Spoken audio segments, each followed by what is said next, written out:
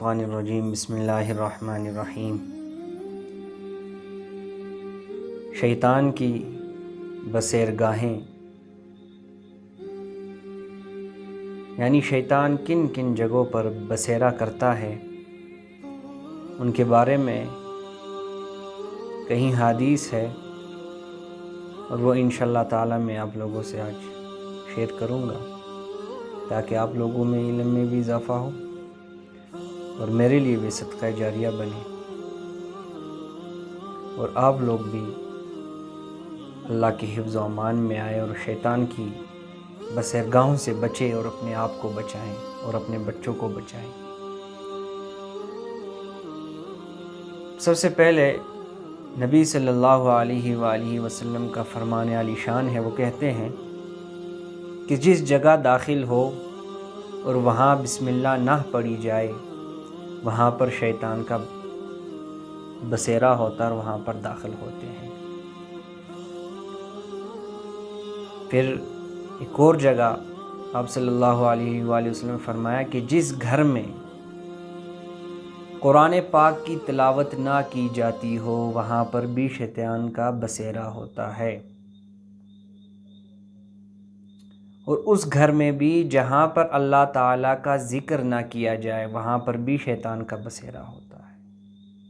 اور وہاں داخل ہوتے ہیں، اور اس گھر میں بھی جہاں پر نوافل کا اہتمام نہ کیا جاتا ہو، یعنی نوافل نہ پڑھے جاتے ہوں، وہاں پر بھی شیطان داخل ہوتے ہیں اور ان کا بسیرا ہوتا ہے۔ اور اس گھر میں بھی یعنی شام کے داخلے کے وقت بچوں کو بلا ضرورت اگر باہر بھیجا جائے تو ان گھروں میں بھی شیطان داخل ہوتے ہیں، اور اس گھر میں بھی جہاں بسم اللہ پڑھ کر کھانا نہ کھایا جاتا ہو، یعنی کھانا تو کھایا جا رہا ہے، ہر گھر میں کھایا جا رہا ہے، لیکن بسم اللہ نہیں پڑھی جا رہی، وہاں پر بھی شیطان داخل ہوتے اور ان کا بسیرا ہوتا ہے۔ اور اس گھر میں بھی شیاطین داخل ہوتے ہیں جس گھر میں بائیں ہاتھ کے ساتھ روٹی کھا رہا ہو، یعنی جو لوگ الٹے ہاتھ کے ساتھ کھاتے ہیں اس سے بچنا چاہیے۔ اور اس گھر میں بھی کہ اس جگہ میں بھی جہاں باتھ روم میں آپ داخل ہوتے ہیں اور بسم اللہ نہ پڑھی جائے، دعا نہ پڑھی جائے،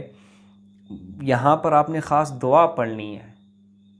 اللہم انی اعوذ بک من الخبث والخبائث، یہ دعا پڑھنی ہے، تب داخل ہونا ہے، داخلے سے پہلے پڑھنی ہے، کیونکہ وہاں پہ بھی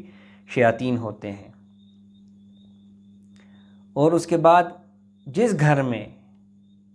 اپنے سے اور اپنے مہمانوں کے علاوہ جو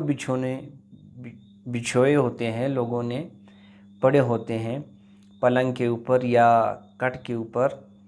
تو ان گھروں میں بھی شیاطین کا بسیرا ہوتا ہے۔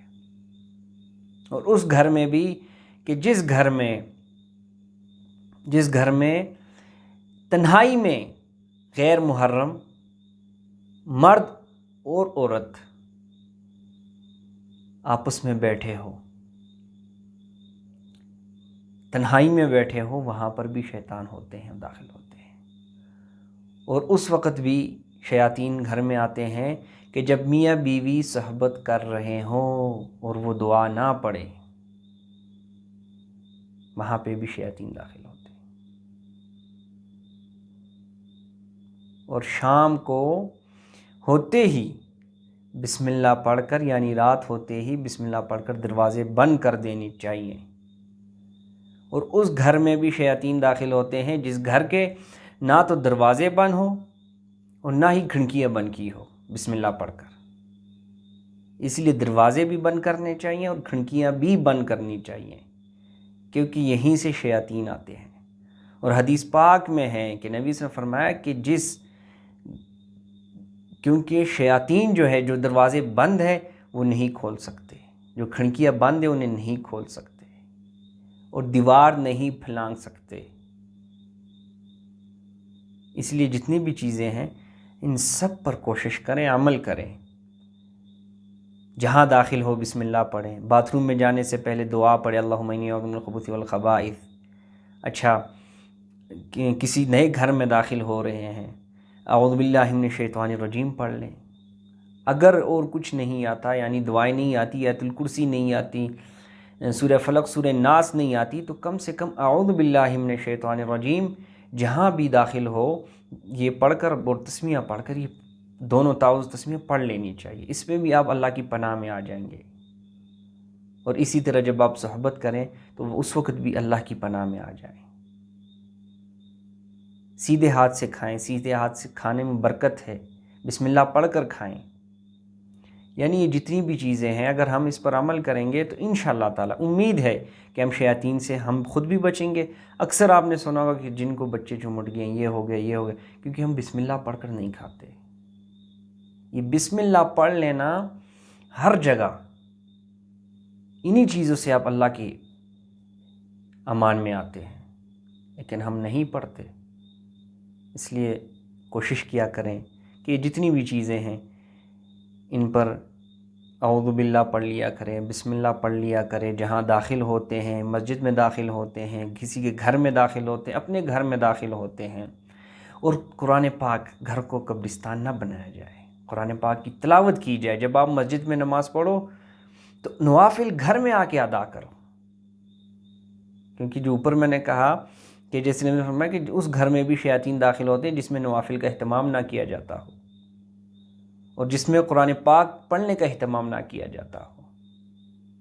اللہ تعالی ہمیں عمل کی توفیق عطا فرمائے۔ وما علینا الا البلاغ المبین۔